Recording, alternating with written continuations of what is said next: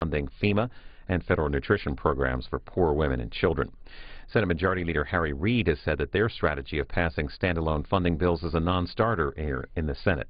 And we do expect to hear more from Senate leaders shortly as they gavel in live now on the Senate floor here on C-SPAN 2. The Senate will come to order. The Chaplain, Retired Admiral Barry Black, will lead the Senate in prayer. Chaplain. Let us pray. Eternal God, thank you for the many mercies you extend to us each day. Lord, we're grateful for our law enforcement agents and first responders, and pray that we may emulate their patriotism and self-sacrifice. May we go beyond applause in expressing our gratitude, but make decisions that will ensure their timely and fair compensation. Today, give our lawmakers the vision and the willingness to see and do your will. Remove from them that stubborn pride which imagines itself to be above and beyond criticism.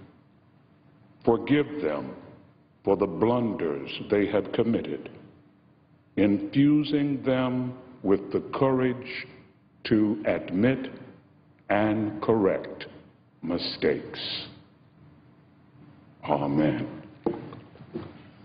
Please join me in reciting the Pledge of Allegiance to the flag. I pledge allegiance to the flag of the United States of America and to the republic for which it stands, one nation, under God, indivisible, with liberty and justice for all.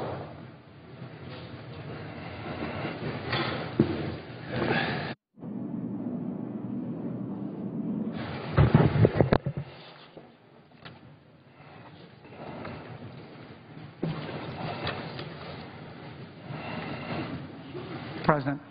The Majority Leader. Following my remarks and those of the Republican leader, the Senate will be in a period of morning business for debate only until 2 p.m. today.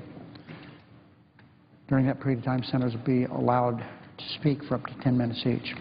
Mr. President, following the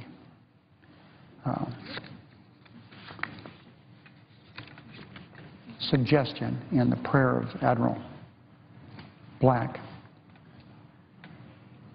I want to take a few minutes to talk about Senate decorum, Senate procedure. This is constructive criticism for the entire Senate and self-criticism for me.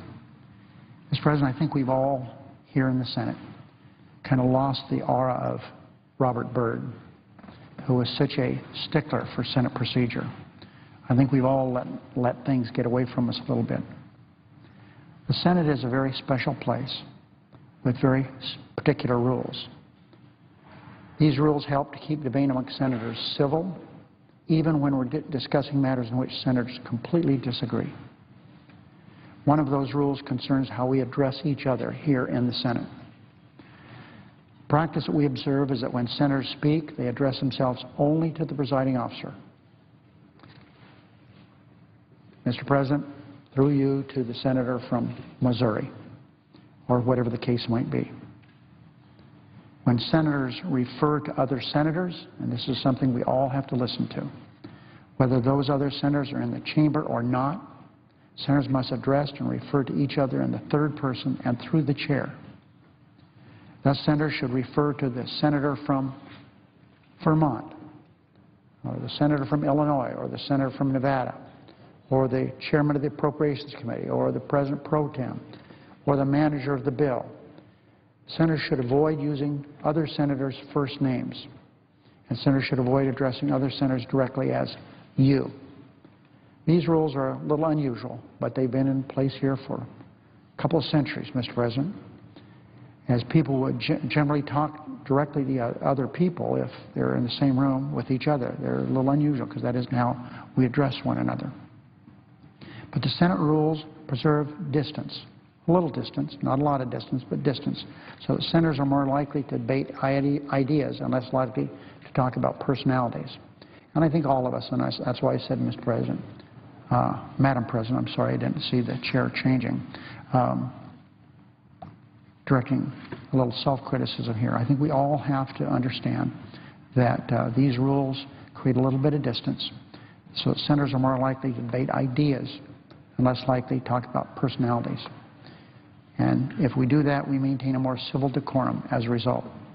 So I bring this matter to the attention of senators because we've fallen out of this habit. It's gotten worse the last month or so. I'll work harder, and I hope my senators will work to their best to maintain these habits of civility and decorum going forward. And the parliamentarians, presiding officers have all been directed to make sure we do a better job of following the basic rules of the Senate. Mr. President, every day members of Congress come to work at the United States Capitol. I said some of these things yesterday afternoon, but because of the melee, the death and destruction outside the Capitol, the sound system didn't work. And so I want to make sure people understand a few things, how I feel about the United States Capitol Police Force. Members of Congress come to work here, and we come with 16,000 staff people. We are here with millions of tourists every year. And these good men and women, most of whom are in uniform, but not all of them are here to keep us, members of our staff, and the public safe from harm. Yesterday's events were a sobering reminder of that fact. I spoke yesterday afternoon, shortly after the incident, to Brian Carter, a 23-year veteran of the Capitol Police Force, who was hurt during yesterday's incident. I've talked to police officers that I come in contact with the last 16 hours or so. I said, "Do you know Brian?" Almost everyone knows him. And almost everyone said this exact same thing. What a fine man. As I spoke to him yesterday, and he's expected to make a recovery, I wished him and his family the best during this difficult time for him and for all of us. I wish a speedy recovery to the Secret Service agent who was also injured yesterday. But I thought the most memorable thing that we had in our short telephone conversation was he said, "My job is to keep you safe." He wasn't referring to me, even though he and I were on the phone. He meant his job is to make sure that everyone is safe. That was something I'll always remember. These brave men and women put their lives on the line every day. Capitol Police, other law enforcement agencies who work here in the Capitol. Why do they do that? Because that's their job. So my thanks go out to every Capitol Police officer. We owe them a debt of gratitude. I want to remind everyone listening that yesterday and today, the Capitol remains closed to most business. The federal government remains closed. Newspaper today, it lists all the layoffs. Today it has a graph of those in the administrative area. Not the legislative or judicial, but administration. We have tens of thousands of public servants who are not furloughed, but they're working, including law enforcement officials, without pay. A number of the people out there yesterday were out there risking their lives without pay. Hundreds of thousands more, such as intelligence officers, to keep the nation safe and forced to leave their jobs, forego their paychecks altogether. And because of these furloughs, the Capitol Police, the FBI, and other federal law enforcement agencies face additional risk as they're asked to do their jobs with limited manpower and without the support they can typically depend on. Congress owes it to them and to every American family to get past our differences, work through our disagreements, and reopen the United States federal government. This is just hard to comprehend, Mr. President, what's going on, all because of President Obama's signature legislative issue that we were so fortunate to pass to allow all Americans to have health care, as is the case in every industrialized nation in the world, except our nation. We have as many as 45 to 50 million people, Madam President, with no health insurance. So I would hope that my Republican colleagues would understand the bill's 4 years old. It's been declared constitutional by the Supreme Court. It's in effect. Millions of people have gone online this week to find out what they can do to have health insurance. Madam President, would the leader yield for a question? Of course I would, to the President Pro Tem. Madam President, the leader has noted a number of times that a small group in the House of Representatives have closed down the government and all because they want to do away with what they call Obamacare, the Affordable Care Act.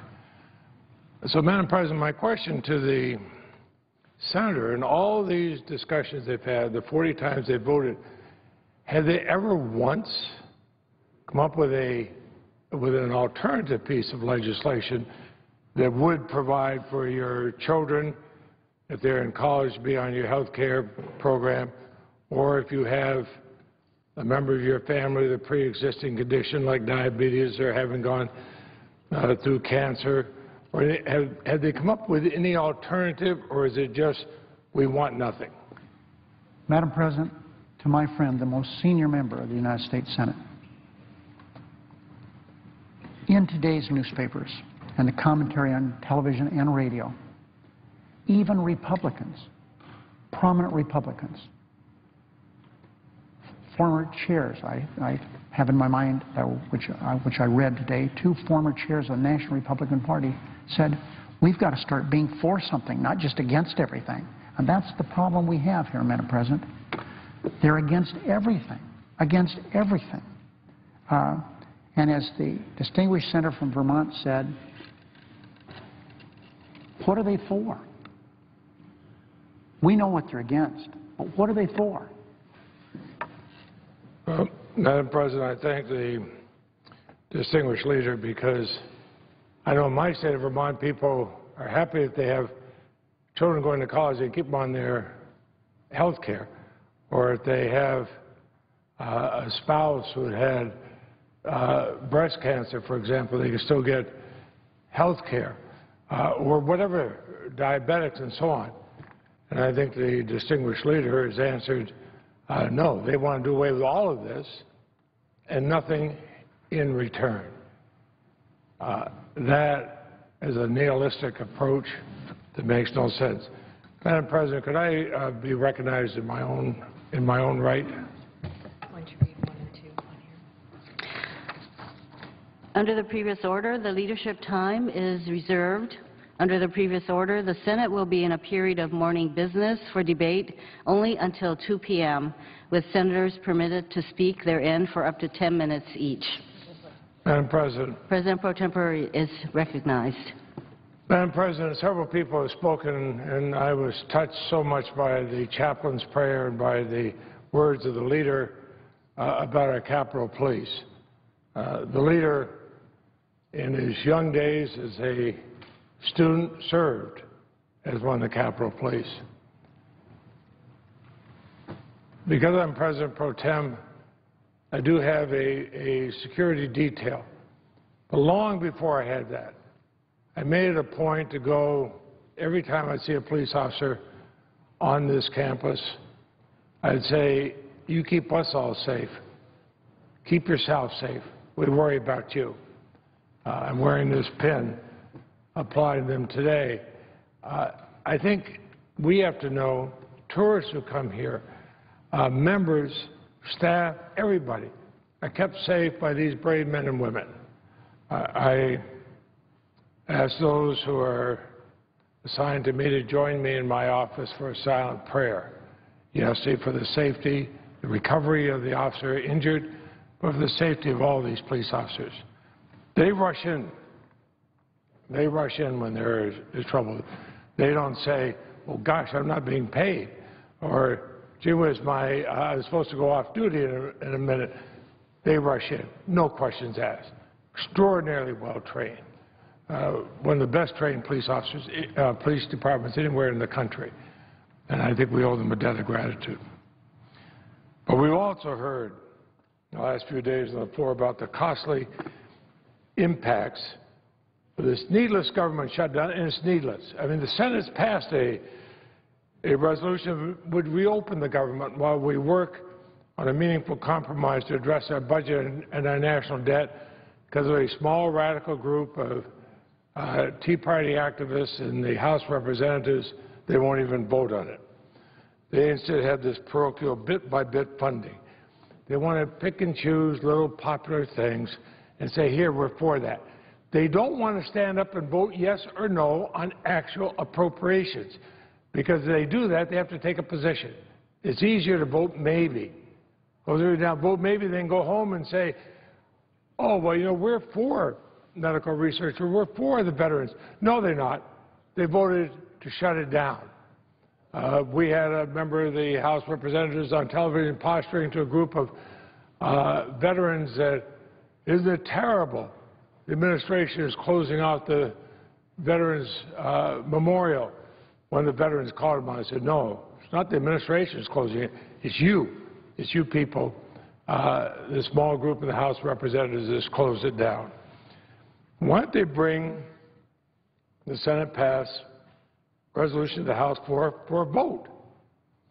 Instead, they allow a small handful of extreme ideologues to decide arbitrarily that we won't do it. Bring it to a vote. Have all 435 members stand up and vote yes, we'll open the veterans programs and the medical research, everything, or no, we won't.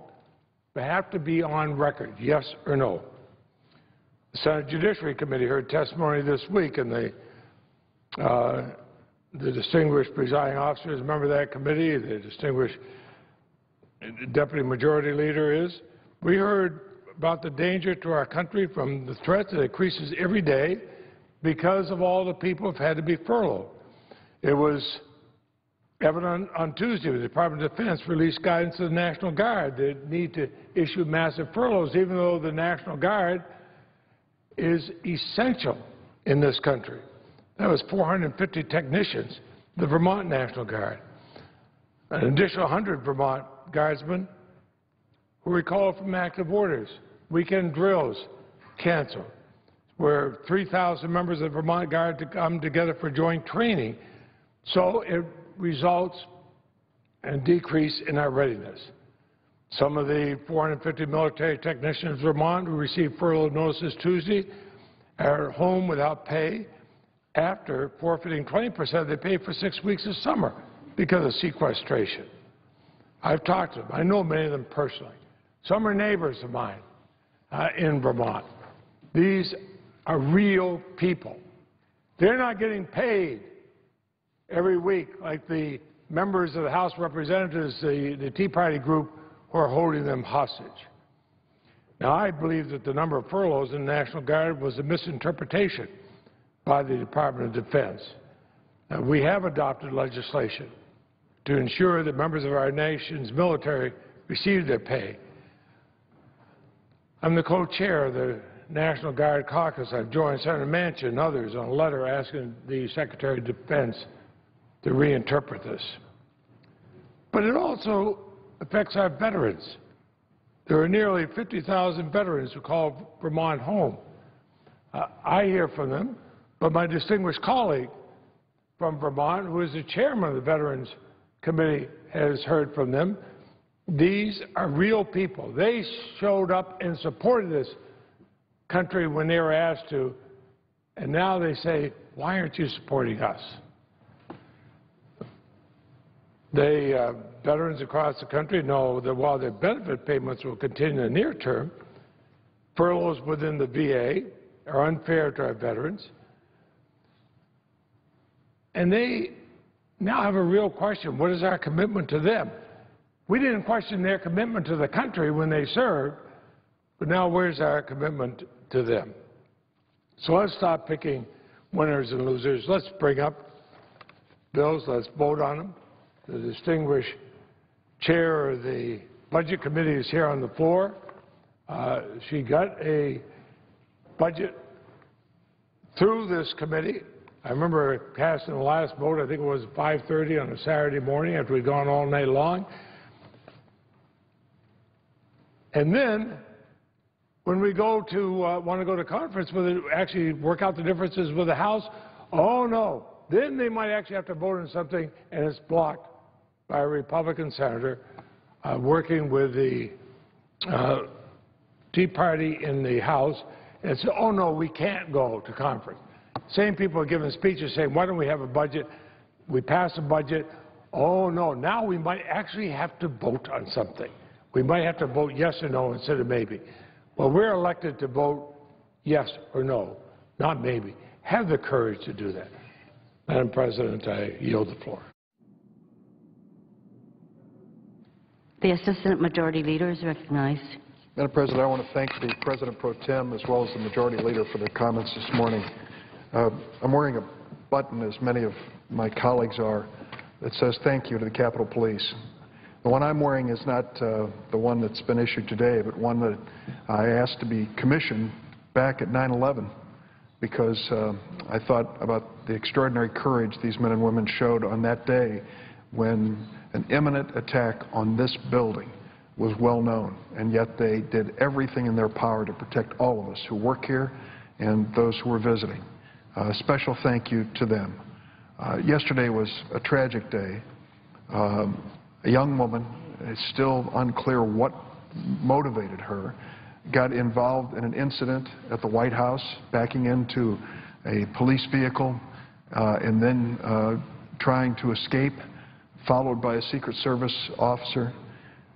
She drove up toward the Capitol building, and sadly, her life was taken. But it's understandable. We live in an era where this campus, this U.S. Capitol grounds, is carefully guarded for obvious reasons. It is a clear, visible target to those who hate the United States. And someone in a car is a threat. We know that because car bombs are so common in some parts of the world, and we are wary of vehicles that may be used to harm innocent visitors or people who work in the U.S. Capitol building. It'll be some time before we sort out all the details of what led to this incident yesterday, but there's something we know very clearly, and that is that the men and women in the Capitol Police stepped up to defend this Capitol building and all those who work here and visit here. Did this risking their own lives. This morning's Washington Post has a few paragraphs on this which bear repeating for the record, and I quote, "What seems beyond doubt is that Secret Service personnel, Capitol Police, and probably many others rush forward, not away from danger, as they are trained to do, as Americans expect them to do. Inside Congress, aides took cover, traded anxious text messages, then went on with their work. Like hundreds of thousands of other federal employees, these are men and women whose contributions have been demeaned by the federal shutdown, who are being asked to work without, at least for the moment, being paid, and who are doing their jobs with considerably more dignity than the House of Representatives has mustered. We, quote, we all owe the Capitol Police a debt of gratitude for their work every day. No finer examples of professionalism and bravery, close quote, tweeted House Speaker John A. Boehner, Republican of Ohio. Post went on to say that's true, but Mr. Boehner owes them and the rest of the federal workforce more than a 140-character message of thanks. He owes them a paycheck. He owes them a budget. He owes them an apology. Madam President, how many times have we listened on the floor of the Senate to those from the other side of the aisle criticize federal workers, try in some way to demean the contribution that they make to this great nation? trying and find some way to lay them off, if not fire them, or to restrict their pay over and over again. They are trampled on here. They are political casualties, time and again on the floor of the United States Senate. And yet each and every one of us, every member of Congress in the Senate and the House, and our staff, and our families who visit, is safe because of these men and women, these federal workers. It's about time that we realize that when you shut down the government, it is the ultimate disrespect to these men and women who simply want to do their job to make this a safer and better nation. It was very visible right here on the grounds, right off the grounds of the Capitol building itself yesterday afternoon. While many of us were told, stay in your offices, don't move for at least a half an hour, these men and women risked their lives during a government shutdown when they aren't receiving a paycheck. It was very visible, should have been visible to everyone. The irony of this situation, that we shut down a government and yet asked them to risk their lives without promise of a paycheck. Let me mention one other thing that happened yesterday that may not have been noticed. The impact of the government shutdown, not quite as visible. Testimony before the Senate Foreign Relations Committee. Wendy Sherman, Assistant Secretary of State, testifying about the fear of Iran developing a nuclear bomb, sanctions imposed by the United States and the civilized world to persuade them not to develop a nuclear bomb. And she went on to say, the government shutdown that has furloughed 72% of the civilian intelligence employees in our government is not making this a safer country or giving us the eyes and ears around the world we need to make sure that Iran does not develop a nuclear bomb, a nuclear weapon.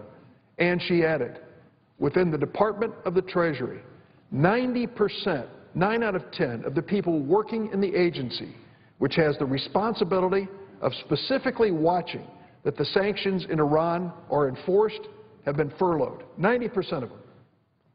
So it isn't just a matter of the visibility, the Capitol Police risking their lives despite this demeaning government shutdown. It is also things less visible. 72% of our intelligence workers charged with keeping America safe, avoiding another 9/11, have been sent home. 90% of those who are watching carefully so Iran does not develop a nuclear weapon, sent home because of this government shutdown. This is the third embarrassing, shameful day of this government shutdown. People say, how could it possibly end? Well, it could end very simply.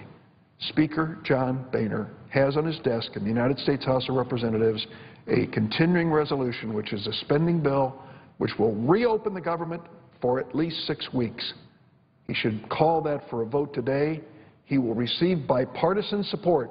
He shouldn't fear that. He should celebrate it. Bipartisan support to reopen this government. And then I hope he'll accept the invitation of Senator Reid and others to meet with Senator Murray, the chairman of the Budget Committee, and sit down, plan the spending, plan the savings, plan the important policy decisions which we have for 6 months tried to bring to this floor in a conference committee. Let's do it and do it today. Today should be the end of the government shutdown. I yield the floor.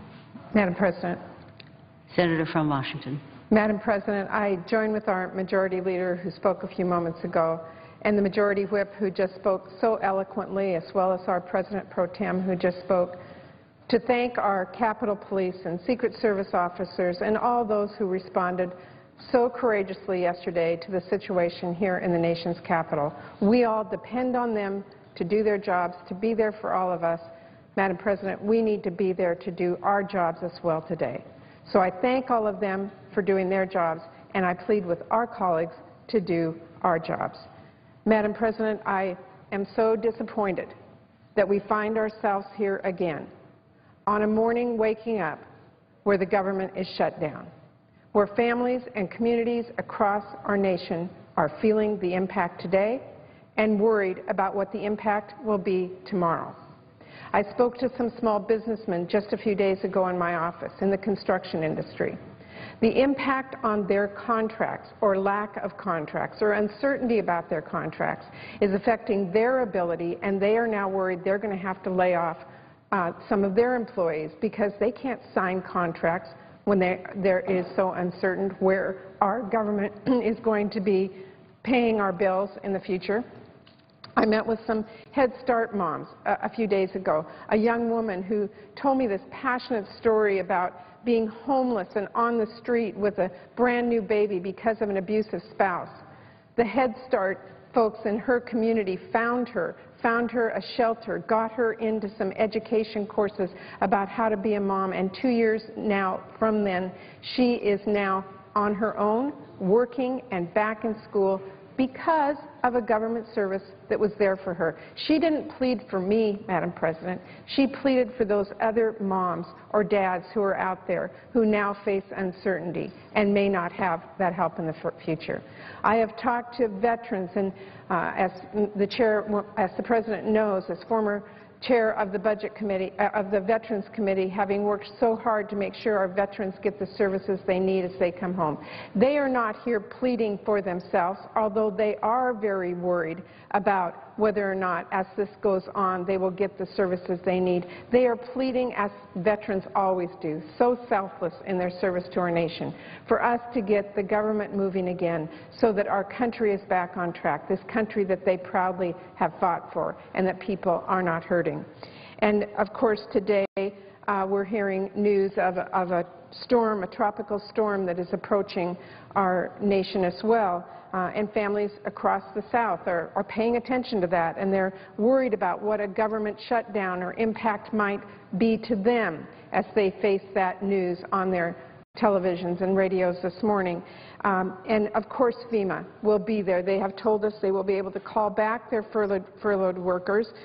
They're prepared to respond to this, as our great nation always must.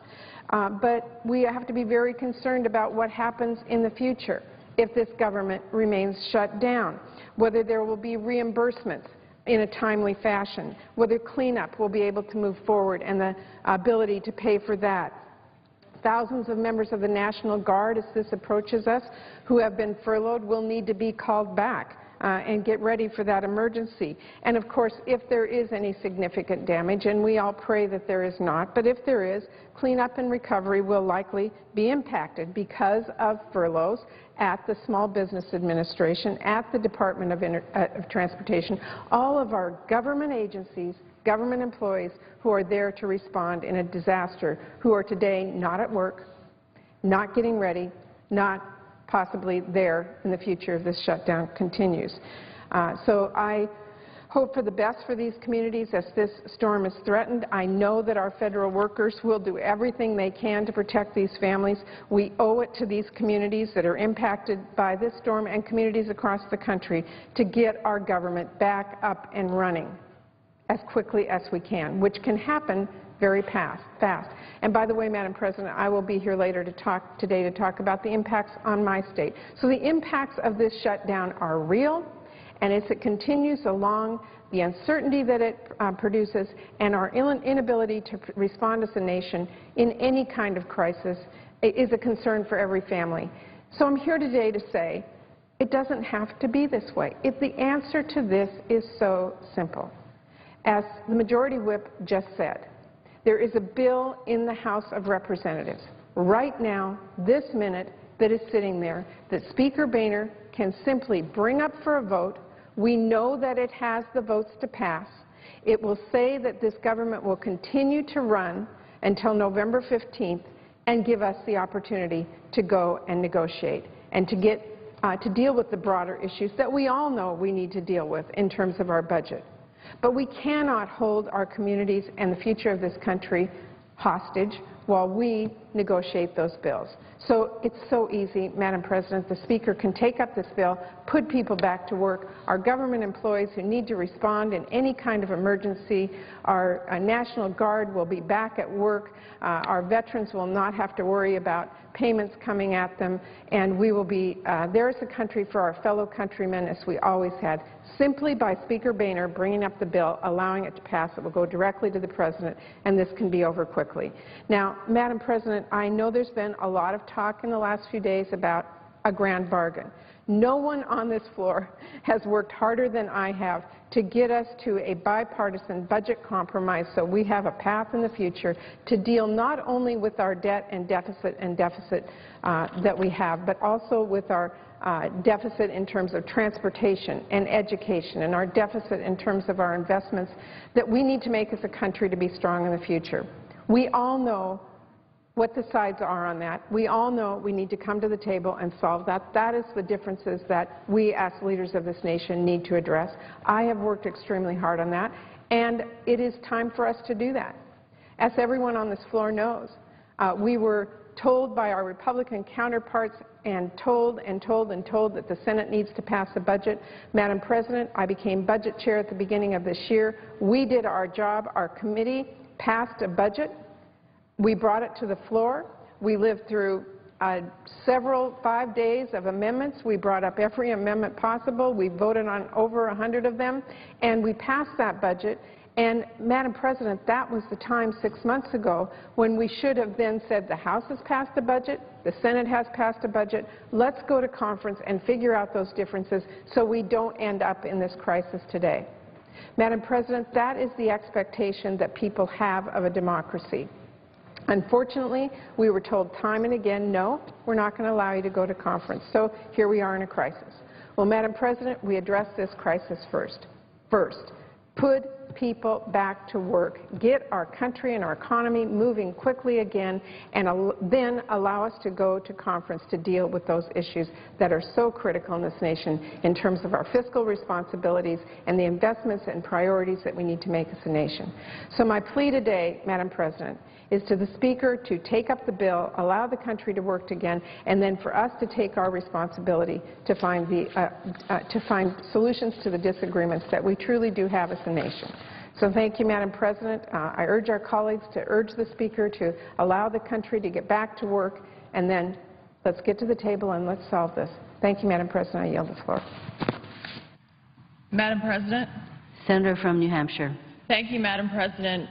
First of all, Madam President, I want to thank the Capitol Police for their bravery and for the important work that they do protecting all of us and the Capitol, and yesterday really showed how important they are. So I want to thank them for everything that they did yesterday to make sure that people were protected. Madam President, this is day 4 of the government shutdown, a shutdown that did not need to happen.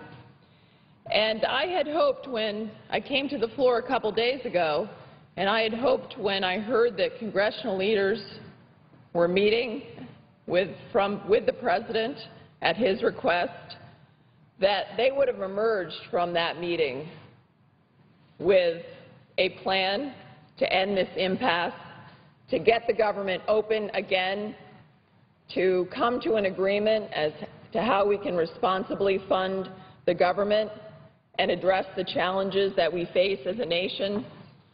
Yet coming out of that meeting, what we got, of course, was a president who says he won't negotiate. We have a strategy that was started from the beginning. I've said it was an ill-conceived strategy by some members of my own party who thought that defunding Obamacare, therefore shutting down the government, would, number one, stop the exchanges from opening, but we know that's not true because it already happened even though we shut down the government. It was ill-conceived because, again,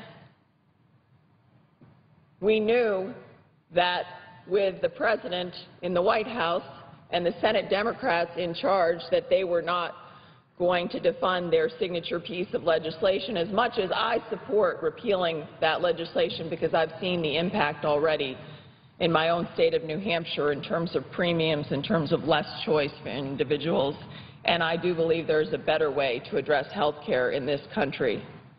But where we find ourselves right now is unacceptable for our America. It's unacceptable as leaders that have been elected by the people of this country. We owe it to our constituents to resolve this now. because on both sides we need to get together, resolve this, and I would say to my Republican colleagues in the House and to some in this chamber, it's time for a reality check. Defunding Obamacare did not work as a strategy. So let's find common ground and work together, yes, to address the concerns that are very legitimate that we have with this health care bill, but also to get this government funded. And I would say to my colleagues, my Democratic colleagues here in the Senate and the President, yes, come to the table and negotiate. Let's work this out on behalf of the American people. Because I will say it again, I think where we are is an ill-conceived strategy by many in my party leading to an immature response that we won't negotiate and talk and try to work this out on behalf of the American people. And we all know that the American people are the ones that are suffering the most from this shutdown. I've heard it from our guardsmen in New Hampshire who have been forced to go to the unemployment office, federal employees who wonder whether they'll be able to pay their mortgage, furloughed civilian workers in New Hampshire at one of our proudest military installations in this country, the Portsmouth Naval Shipyard, small business owners who can't get the help that they need from the Small Business Administration, and they deserve better than this. I hope, as we head into this weekend, that the President, that the leaders of the House, that the leaders of the Senate, they will get together, that we will get behind them on behalf of the American people, get this government open, resolve our differences, find common ground, and do the people's business. Thank you, Madam President.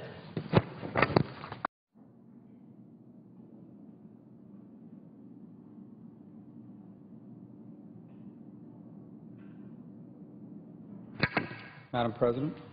Senator from Florida. First, let me also start by thanking the men and women of the Capitol Police Department and the District of Columbia and the Secret Service. It reminds us that they're the thin blue line that stands between us and danger, and I think it's a moment to extend our thanks to all law enforcement and first responders around the country who on a daily basis are that thin blue line as well. So we are also grateful for what you do for us and how you keep us safe. And I wanted to talk, of course, about this week. Has been an interesting week, to say the least, beyond the events of yesterday. You know, you turn on the cable news and it features these countdown clocks leading up to the government slowdown, and then now, you know, in the aftermath of it as well, you see these countdowns about how many days we've been into this thing. And look, there's no doubt this impasse that we're at is a problem for the country. This is not the best way to run the most important government in the most important country in the world. The people around here who all they do is focus on politics, who for them every day is election day, they're focused on is who's winning, who's going to get the blame, you know, who's this going to help in the next election. And I suppose that has a place in politics and in the governing process. Let me answer to you who's going to get the blame. We all are. Every single one of us, and the House, the Senate, the entire federal government is going to get the blame. And let me tell you why. Because there are people who woke up this morning, they didn't get enough sleep last night, maybe they were up late helping their kids with their homework, they guzzled a bunch of coffee and forced themselves to work. They didn't want to go to work, they were tired, but they had to. And they're going to work today. They're going to get home and go through all that again. And they're just wondering, why can't you guys do that? Why can't you do your job? And I think that's a very valid frustration that people have with this process and with us here today. And, you know, I'm not happy about some of the things we've seen this week or over the last couple of weeks. I think it's very unfortunate that some of the rhetoric that's been used around here, both in this chamber and in the public domain. But each day that goes by, I'm more and more worried about, what I'm more and more worried about may not be what everybody else is so worried about, or at least what too many people around here are worried about. See, look, I think it's wrong that those of us who stand on principle, who believe, for example, that Obamacare is going to badly damage our economy, I think it's wrong that we have a congressman from my home state that compares us to the Taliban. We have a spokesperson for the White House that says we're like people with bombs strapped to our chests. I think that's wrong. I think it's wrong, too, by the way, that the President has used the megaphone of the presidency not to bring Americans together, but he's used a megaphone to deepen these divisions. You know, Mr. President, you're not the chairman of the Democratic Party. You are the President of the United States. Act like the President of the United States. Rise above that stuff. Your job is to bring this nation together. I know people are going to say things about you don't like. It comes with the territory. You've got to rise above that. And I hope that he will. But those are not the things that concern me the most. What I'm most worried about is that this country faces a very serious crisis, and we are running out of time to fix it. Now, there's no doubt this government slowdown, it is not a good thing, but it's not the crisis I'm referring to. This issue about the debt limit, hitting the debt limit, that's a problem. But that's not the most serious crisis we face either. The single most important crisis we face in this country is that for millions of Americans, the promise of the American dream is literally slipping away through their fingers. And with all the focus around here on whatever the crisis of the day may be, I fear that we are simply not spending enough time focused on that reality. Look, it reminds me of this story that I know. A few years ago, a friend of mine in Florida was on a twin-engine airplane. They were flying from one part of the state to another. So at some point during that flight, a fire broke out in the cockpit. Now, that fire is a problem. But the bigger problem was that both of the pilots started to put out the fire, and no one was flying the plane. And within a few seconds, the plane began to plunge, and it lost hundreds of feet in altitude. Now, luckily, they figured it out quickly and were able to correct themselves. But they were so focused on the fire in the cockpit that they weren't flying the plane. And luckily, they realized in time that if they didn't start flying that plane, that fire was going to be pretty insignificant a few seconds from then. So we have a government. This government slowdown, it's a problem, yes. We had this upcoming debt limit thing, and that's a problem, yes. But the fire in our cockpit, and the one we need to address, is the erosion of the American dream. Now, you think that the slowdown in government is problematic. Well, that's a vote away from being solved. All you got to do is take a vote in either chamber, and we can solve that problem. Let me tell you when the slowdown in government is going to be a big problem. When it slows down because this government no longer has enough money to pay its bills. And if we keep doing what we're doing now, that's going to happen. You think this debt limit situation is a problem? Well, that's one vote away from being solved. Let me tell you when it's going to be a real problem. When no one wants to buy our debt anymore because they don't think we can pay them back. You think all this division and dysfunction in Washington is bad for our economy? Yeah. But you know what's worse? A tax code that kills jobs. Regulations that on a daily basis are killing jobs. A national debt that's killing jobs. By the way, one of the greatest destroyers of jobs in America today is Obamacare. And that's why we're so passionate about it. You know, the American dream that people throw around so loosely as a term, the American dream is basically the notion that no matter where you start out in life, no matter how many obstacles you have to overcome, you have the God-given right to, through hard work and perseverance, achieve a better life for yourself and leave your children better off than yourself. But it's being eroded on a daily basis, and not nearly enough attention is being paid to that. I don't see any countdown clocks on cable television about the American dream. The most dangerous thing happening in Washington today is that everyone is so busy fighting about the problems before us today that there doesn't seem to be enough focus on the crisis that we're headed to here pretty soon.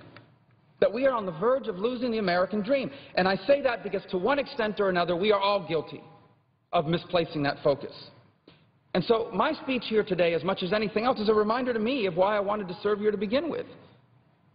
The reason why I wanted to serve here is because I know, I know that America is special. And I know this partially because I was raised by and around people that know what life is like in places other than America. In places other than America, you can only go as far as your parents went. You are trapped. Whatever your family did, that's the only thing you're allowed to do by those societies. But we've been different, and I've seen it with my own eyes. Both in my neighborhood and in my family, I have seen people who came here with little education and no connections, through hard work and perseverance, achieve a better life, achieve a meaningful life, and leave their kids better off than themselves. And I also see how every single day there are millions of people out there now that are trying to achieve the same thing. And they're finding it harder and harder to do that. And we're on the verge of losing that. And if we lose that, every day that that's eroded, so too is the exceptionalism of this country. People love to use that term, an exceptional nation. I believe it's exceptional. But it's exceptional primarily because of the American dream. Many countries in the world have powerful militaries. Every country in the world has rich people and big companies. What makes us different is that here, if you're willing to work hard, you have a really good idea, you can be rewarded for it with a better life. And that's eroding. And if we lose that, we lose what makes us special and different. And no one seems to be fighting enough about that. All these other issues, the only reason why they matter is because they relate to the American dream. The reason why the debt really matters is because it undermines the American dream. The reason why our tax code that's broken matters is because it undermines the American dream. The reason why I'm so passionate about Obamacare is because it's undermining for millions of people the ability to achieve the American dream. Now, as a country, the reason why I ran for office is because as a country, we are headed in the wrong direction because we are losing the American dream. And we still have time to fix this. But we don't have all century. We don't even have all decade. We have got to begin to take these issues seriously, or we will be known as the first generation of Americans who lost the American dream and left their children worse off than ourselves. We still have time to refocus ourselves on this. And with all this noise about politics and who gets the blame and who's responsible for what, I hope that we can use these challenges before us as a catalyst to begin to focus on these issues for why they matter. They matter because they're hurting people. And it's hurting people who are trying to achieve a better life.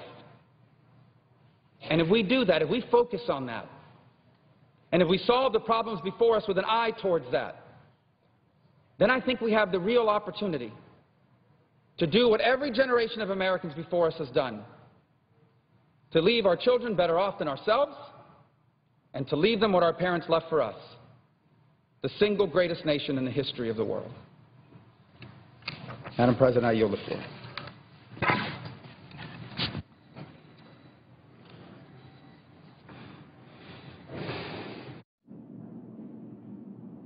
Madam President. Senator from New Hampshire. Thank you, Madam President. I come to the floor again today to talk about the effects of this government shutdown that are being experienced in New Hampshire. But as I begin, let me start where a number of my colleagues have this morning, and that is in thanking the Capitol Police and the Metropolitan Police for the great job they did yesterday, and particularly for the Capitol Police, who are willing to put their lives on the line, as we say frequently, every day to protect us. But in this case, where they're doing that and they're not getting paid, is certainly a tribute to the commitment and the dedication they have to this Congress and to this government. And I hope that as members of the Senate and as members of Congress, that we will take inspiration from that dedication and recommit to trying to end this government shutdown and end the negative impacts that it's having on people across the country. We're just 4 days in to the shutdown. This is day number 4. But every day we see more and more of the effects that it's having across the country and in my home state of New Hampshire. And I know my colleague, Senator Ayotte, was on the floor earlier talking about some of the frustrations that people are experiencing as the result of the shutdown. As I said earlier this week, hundreds of Air National Guard civilian employees have already been furloughed. We have Portsmouth Naval Shipyard workers who are facing furloughs. We have new SBA loan originations that have come to a halt, so businesses aren't able to get the capital they need. And so many other important services and so many other people are being affected. I really wanted to talk today a little more in-depth about the effect of the shutdown on one of New Hampshire's national treasures, the White Mountain National Forest. This time of year, the Kankamangas Highway and the White Mountains really starts to see bumper-to-bumper traffic. You might not expect traffic jams in a remote location like that in the middle of the mountains, but when tourists come in to see the beautiful fall foliage in New Hampshire, it really is a boon to New Hampshire's economy, and they are everywhere. New Hampshire's Director of Travel and Tourism, Lori Harnois, estimates that about 7.8 million people will come to New Hampshire between September and the end of November, which is 2% higher than last year. And according to Lori, more than spending time, these visitors will spend over $1 billion, which is about 3% more than was spent last year. That's why this season is so critical for the small businesses in New Hampshire who depend on the tourism industry. This is really about the economics of New Hampshire and the ability of so many of our small businesses and their owners and employees to survive throughout the year, because local stores, restaurants, and attractions rely on this season to meet their bottom lines. Many tourists coming to New Hampshire visit our federal forest lands in the White Mountain National Forest. Those lands are administered by the United States Forest Service. The White Mountain National Forest stretches over 800,000 acres in New Hampshire and Maine, and it's one of the most visited outdoor recreation sites in all of the United States, with nearly 6 million visitors a year. And that's more visitors than go to Yellowstone and Yosemite parks combined. Come and visit the White Mountains of New Hampshire. And for everyone who has been there or visited one of the many landmarks in the forest, it's no surprise, because its natural beauty has kept visitors coming back for centuries. And given its proximity to cities like Boston and Montreal, it's a great place to bring families. Nearly 60 million people in the United States alone live within a day's drive of the White Mountain National Forest. Unfortunately, this year, during the busiest few weeks of the year, tourists are going to be shut out of important services because of this unnecessary government shutdown. Restrooms for families and bumper-to-bumper traffic will be closed along the highways and trails in the National Forest. Garbage collection is going to be suspended. Campgrounds will be closed starting over the next few days. Families looking to camp in the White Mountains will have to find new lodging or change their plans. Ongoing repairs to bridges and roads in response to Hurricane Irene, because we're still cleaning up as the result of the damage from Hurricane Irene. Those projects are going to be put on hold, and only a few staff members are going to still be there to respond to emergencies, to conduct repairs, to help direct people. So this is leading to a frustrating experience for tourists. It's frustrating for all of those businesses who depend on the people who come to visit. And the shutdown could really hurt a very important industry in New Hampshire at a critical time. All told, about 120 employees for the White Mountains have been told to stay home until Congress reaches a budget agreement. And as we've heard here in Washington, as we know from our own staffs, these employees have done nothing to deserve these furloughs. They've worked hard, they've been dedicated, but they're going to have to try to make ends meet because Congress can't get its act together. No wonder people are outraged. Our federal forest lands are not only critical drivers of the tourism industry, they support New Hampshire's timber industry. And if this shutdown continues, the Forest Service will have to determine whether to suspend existing contracts for timber harvesting on federal lands. And these companies will have to shut down their operations at one of the best times to harvest timber. So the impact will also be on all of those people who work in the timber industry, who depend on that industry for their livelihood. I wanted to highlight some of these effects because we need to remind ourselves just what this government shutdown means for the people who are being hurt, what it means for the small businesses and their employees, and what it means for the economy in my state of New Hampshire, of the economy across the country. We are clearly seeing the effects of the shutdown in New Hampshire. And if we don't act, these effects become more and more severe every day. I hope that we can begin to see talks going on between members of the House and Senate. I hope that those who are holding up the continuing resolution in the House, the legislation that would get this country operating again, would reconsider. All it takes is for the Speaker to bring that legislation to the floor. You know, He keeps saying we haven't negotiated. Well, in fact, we have negotiated. We negotiated for over a year before we passed the Affordable Care Act. We negotiated before this continuing resolution was agreed to. And the Senate, in fact, accepted the numbers, the cost of that continuing resolution to keep the government open. We thought our numbers were better, but we accepted the House numbers because we wanted to try and negotiate and reach an agreement. And unfortunately, what we've seen is that the House has reneged on that agreement. Well, it's time now to bring that legislation to the floor, to get this government back operating again, to end the negative impact, the real hardship that so many people across this country are experiencing. Thank you very much. Madam President, I yield the floor. President. Senator from Vermont.